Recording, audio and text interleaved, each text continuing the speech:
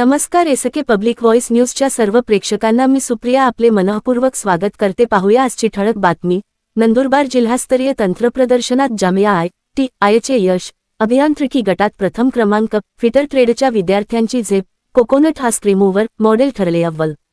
सविस्तर वृत्त असे की नंदुरबार येथे आयोजित जिल्हास्तरीय तंत्रप्रदर्शनात जामिया औद्योगिक प्रशिक्षण संस्था ITI अक्कलकुवा यांनी उल्लेखनीय यश संपादन केले आहे। या तंत्रप्रदर्शनात जामिया ITIच्या कोकोनट हास्क रिमूव्हर या मॉडेलची अभियांत्रिकी गटात प्रथम क्रमांकासाठी निवड करण्यात आली। या तंत्रप्रदर्शनासाठी जामिया ITI मधून संस्था स्तरावर निवड झालेले 2 मॉडेल सादर करण्यात आले होते।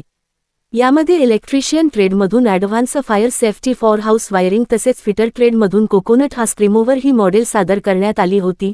त्यापैकी फिटर ट्रेडच्या कोकोनट हास्क रिमूव्हर मॉडेलने परीक्षकांचे लक्ष वेधून घेत प्रथम स्थान पटकावले। या यशस्वी मॉडेलसाठी फिटर ट्रेडचे पठाण अमीन सर व पिंजारी फिरोज सर यांनी मोलाचे मार्गदर्शन केले।